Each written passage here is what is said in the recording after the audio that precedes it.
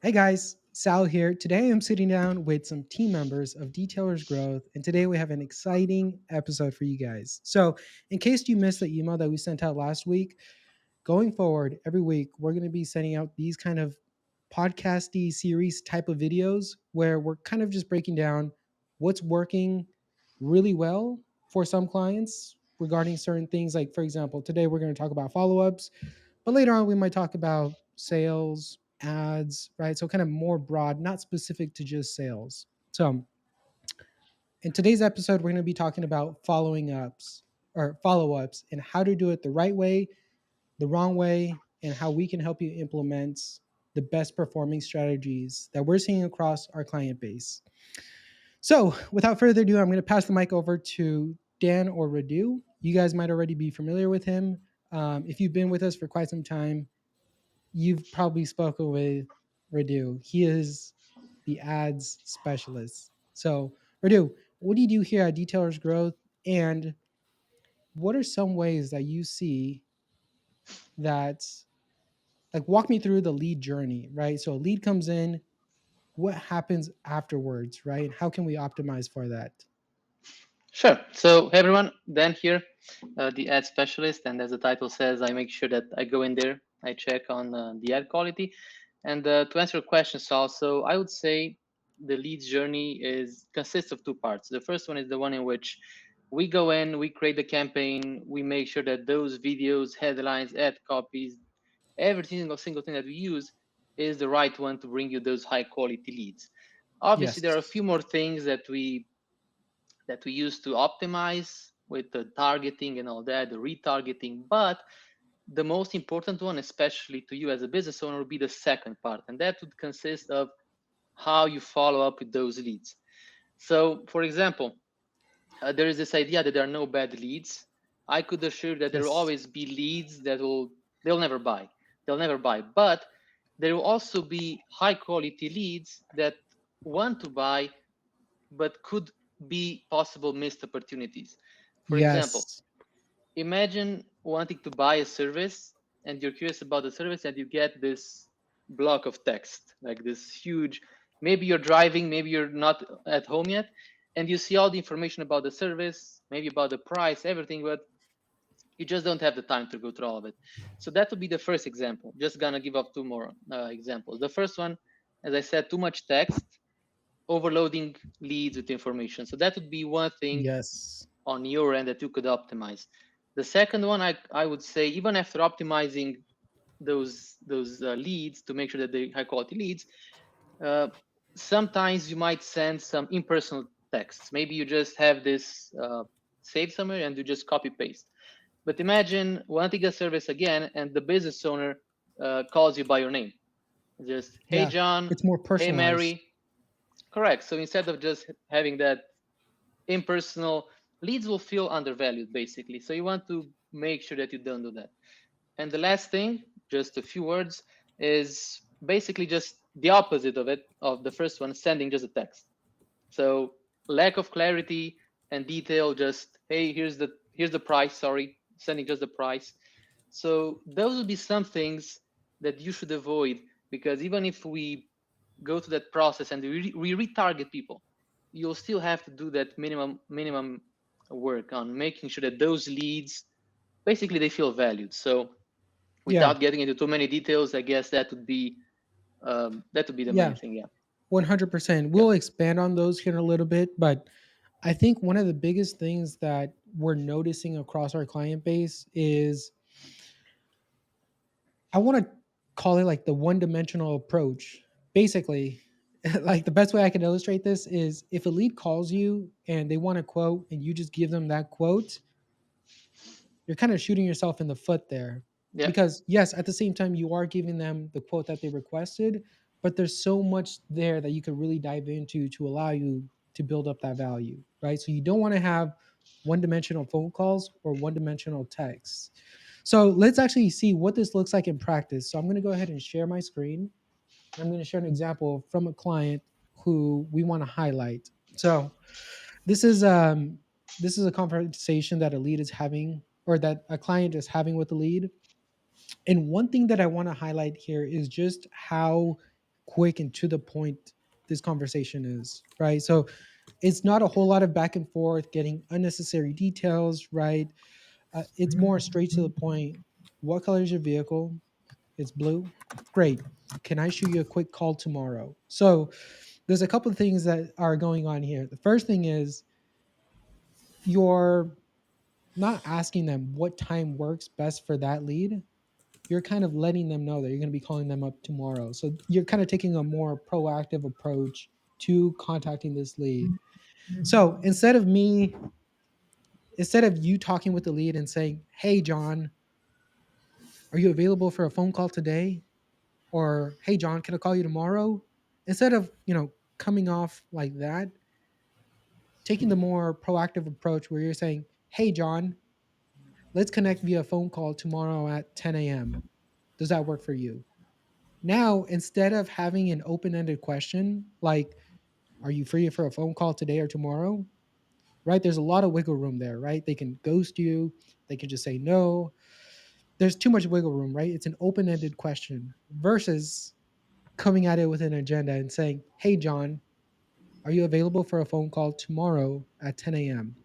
Now it's like you're getting the same message across, but the approach is way different. And you're more likely to get higher response rates with an approach like this, where you're kind of being proactive, you're setting that time, and you're locking it in with that lead. So on the leads end, Yep. it's actually very convenient for them as well because now instead of them having to, like, I guess, see when they're available, now they can go into their calendar, they can see what they have scheduled for tomorrow at 10 a.m., right? It becomes more of a focused conversation. So this is like a good example of how to kind of, or what that looks like in practice, because with these kind of examples,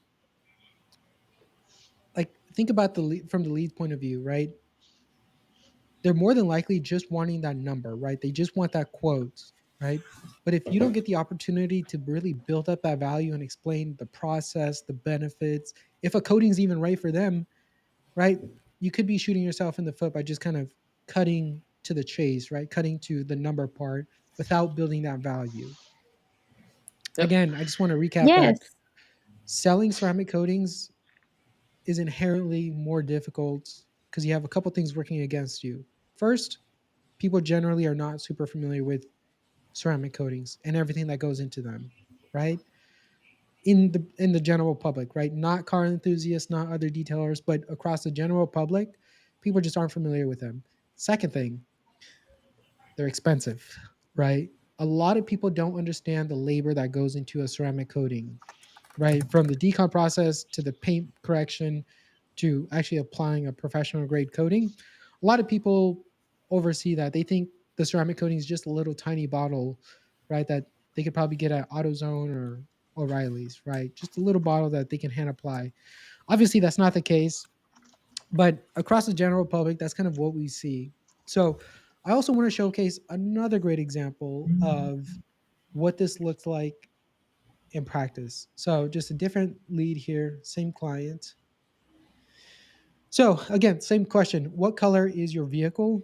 And one thing I do want to highlight here is the fact that they typed in the make, right? Instead of saying, you know, what color is your SUV, what color is your sedan, your coupe, your truck, I think specifying the make to what they submitted makes it more personalized. Like Radu mentioned, it just kind of gives another level of like, hey, you're talking to a human being. You're not talking to some AI chatbot. So I think that comes across very clearly when you're messaging leads, right?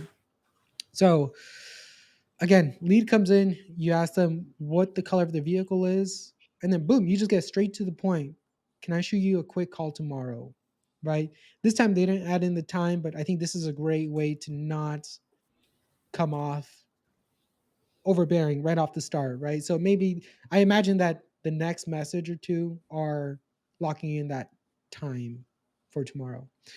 So great stuff here. And we have some other examples. But before we go into those other examples, I want to pass the mic over to Claudia. So, Claudia, one of our client success managers, Claudia, can you introduce yourself, what you do here at Detailers Growth, and kind of expand on why some messages work better than others and characteristics of those?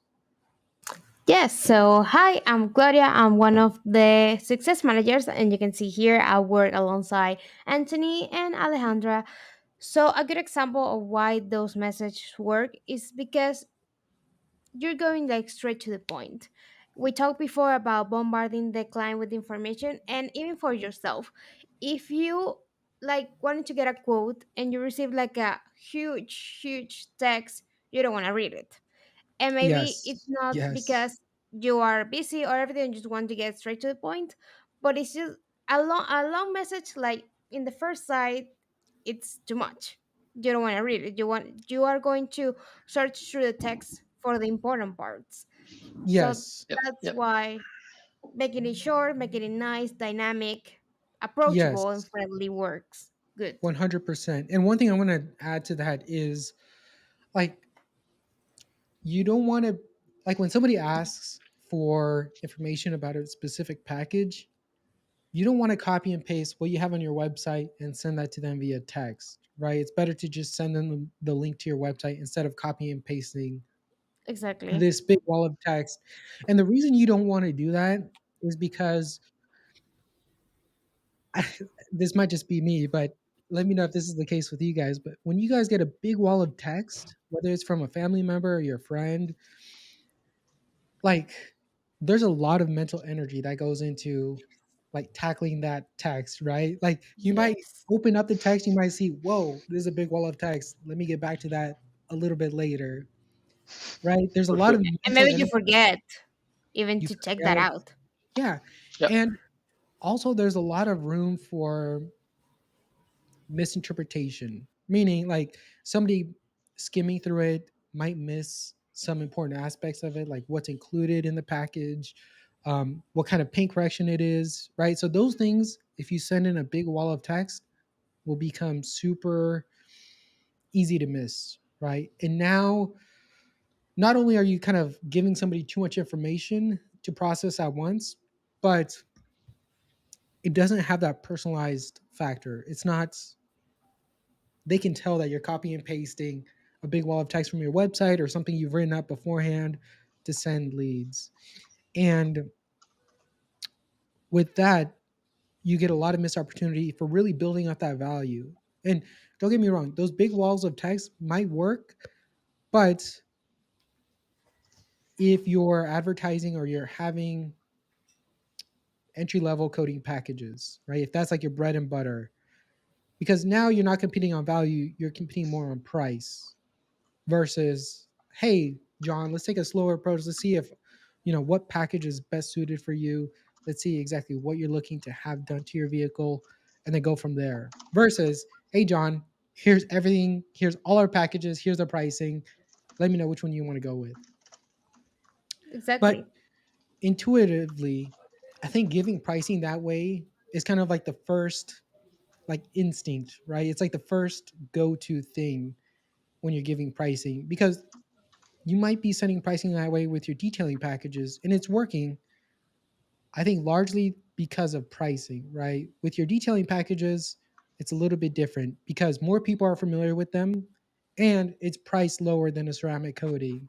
So largely, you know, you can kind of get away with sending out those big walls of text because it's solely driven by pricing. So let's actually Yes. show what setting pricing, setting packaging information looks like the right way. So I'm going to go ahead and share my screen here. And we have a client, Alex, with Dapper Auto Salon.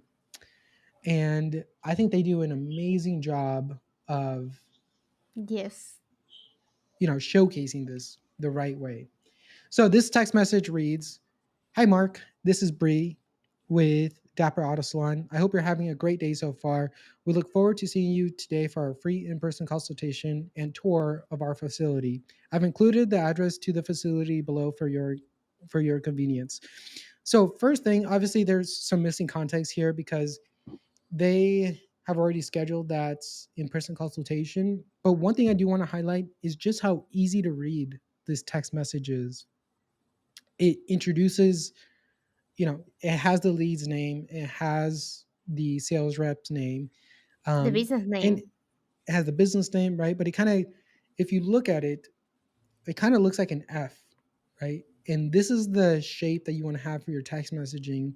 Um, Radu, correct me if I'm wrong, but having your messages broken up into where it's like one line, next line, smaller lines of text from a marketing and advertising point of view makes it the easiest way to read your messaging. And this goes for anything, right? So, like if Yep. you're the way you design your website, you notice that a lot of website designers have big title, description, bullet points, bullet points, bullet points. And that's kind of like one of the biggest things I want to highlight here is the fact that it is easy to read. They're breaking it up by paragraphs, right? So they have the paragraph where they're talking about, getting that in-person consultation, and then it breaks it off where they have their business name, their address, their website. So they do an amazing job of that. So Alex, I know you're listening to this. I love this, man. I love this. So I want to showcase another really good example of this. So again, great introduction. Hey Jay, this is Alex with Dapper Auto Salon. Please find the information you requested below regarding your ceramic coating for your 2016 GMC Sierra. So 3-year option, 5-year options with their pricing. And man, this is just really great to read because I'm assuming that this lead in the form submitted, um, like they specified that they want a 3 or a 5-year, or they're somehow open to both options. And this is just a great way to have 3-year pricing, and then at the bottom what's included. So this And text right here does a really good job of that. and actually not having like a big block of text comparing the two. It's just like, okay, you have the pricing, Yes. you have what's included, and then the lead can choose, okay, then I want the 3-year or the 5-year, but you don't have like a big block of text like, here's all the benefits of the 3-year, here are the benefits of the 5-year, what is included. It's just so short, straight to the point, and that's something that's important to highlight here, being straight to the point and not having like a lot of distractions within that information. Yes, that is a great Yep. point. And also, one thing I want to expand on that is you don't want to send all your packages to the lead in the beginning, right? And I think that's why it's super important to ask questions like, how long are you planning on keeping the vehicle? Is it brand new, right? What package are you most interested in? Because once you have that information, it becomes clear what packages to send them. And also, like Claudia mentioned, you're not overwhelming them with too many options. You're not giving them too much text.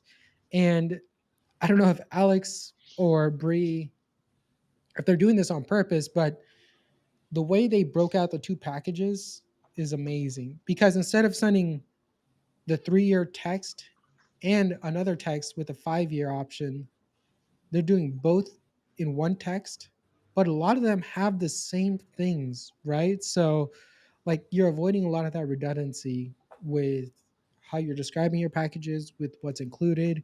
And now they're taking in this information on what's included in your packages and how much it costs.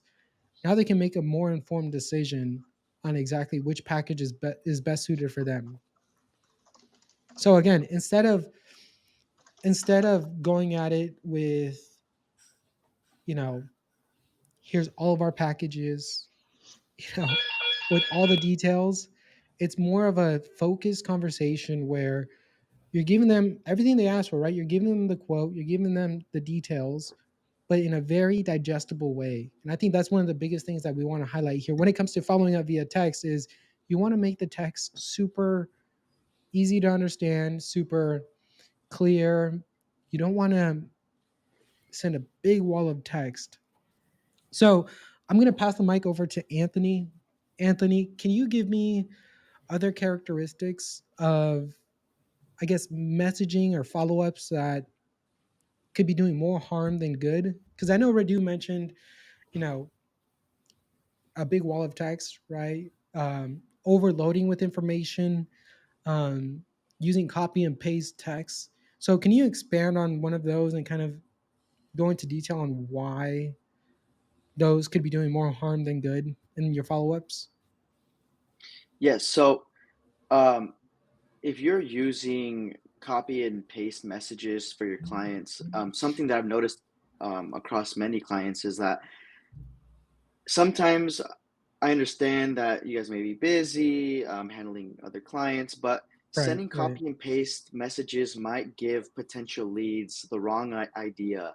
That idea Yeah. that they're not being taken care of, that the message is not personal.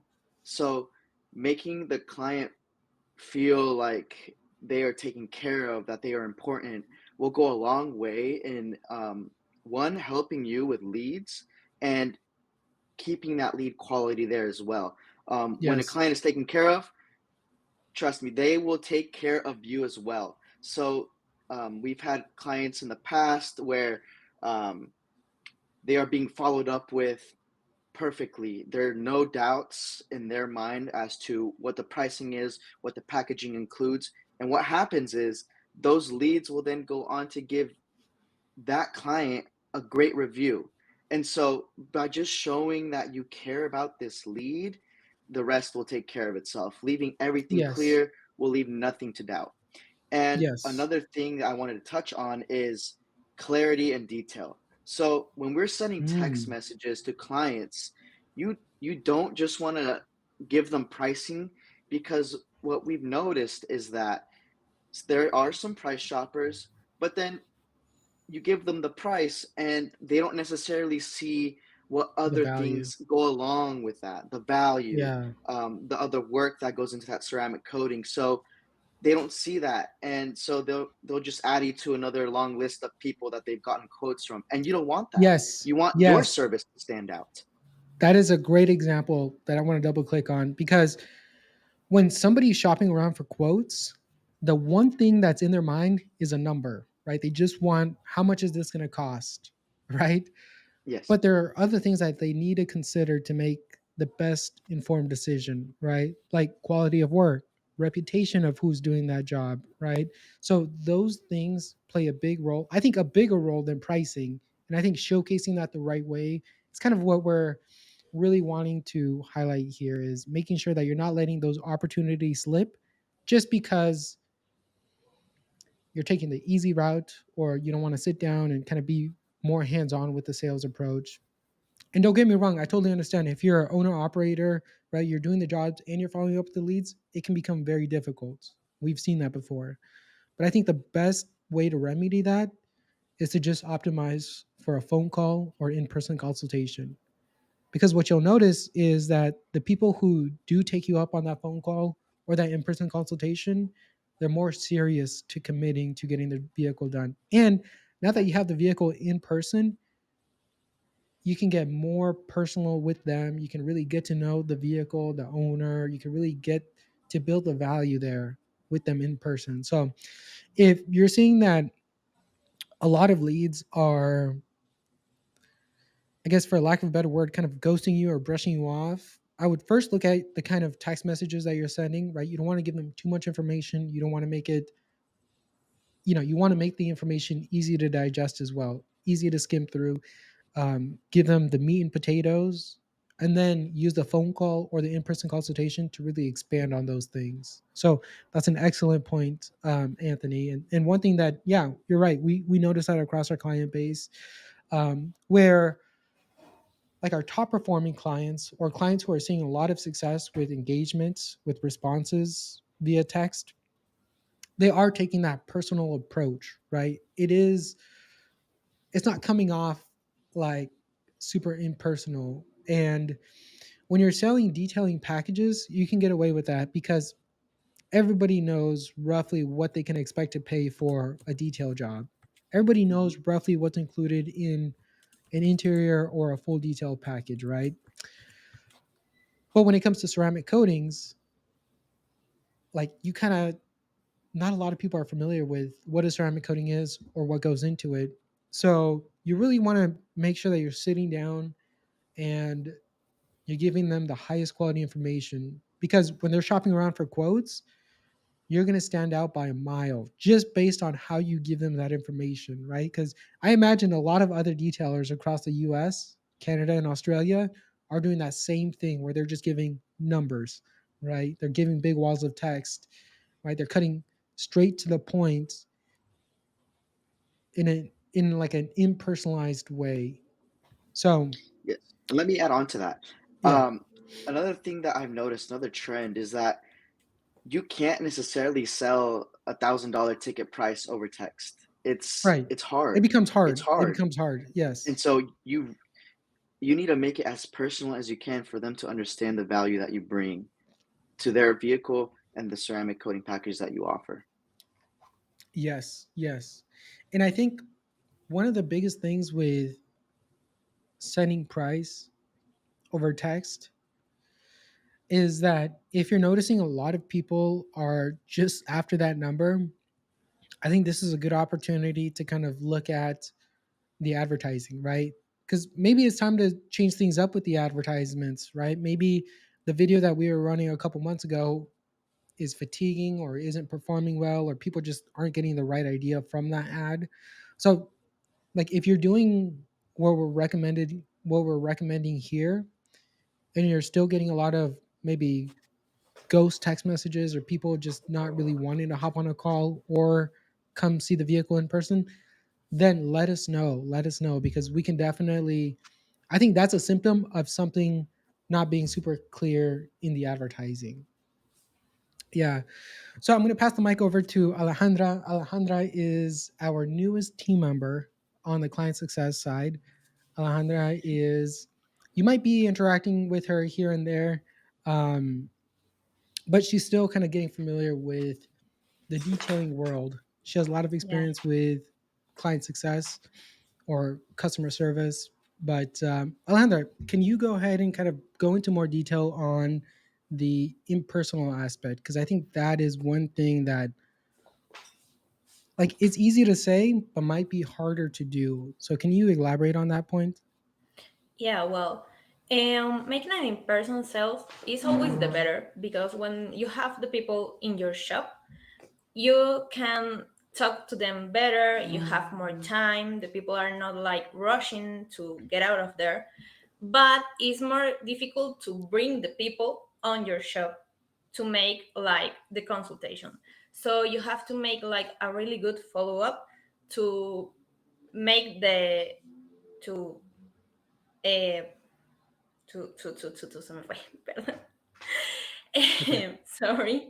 Can I repeat like everything? Yeah, yeah, go ahead, go ahead. So here, let me Okay. just redo that again. Let me just redo that Okay, again. okay. Sorry. So I'm going to pass the mic over to Alejandra. Alejandra is our newest team member. She has a lot of experience with the customer service side of things, but she's kind of diving into the detailing world. And one thing I do want to preface here is Alejandra has listened to a lot of the coaching calls, so she can kind of give really good examples based on what she's heard in previous coaching calls. So, Alejandra, can you kind of touch on the personal aspect of, you know, sending quotes via text and why it coming off impersonalized could be doing more harm than good? Yeah, well, people need to feel like they are talking with a person, not a robot, not an AI. They need to feel like they are taken care of in a personalized way. Okay, you Yes. know you can send them like, hey, this is the quote, this is the price. You can bring your car here at I don't know 8 in the morning. No, people need to feel connected with your work. They need to feel like you are real, you are good in your job, you know what you are doing, and they need to feel they are being really really taken care of. Yes. And one thing I want to expand on there is the whole AI movement, right? Yeah.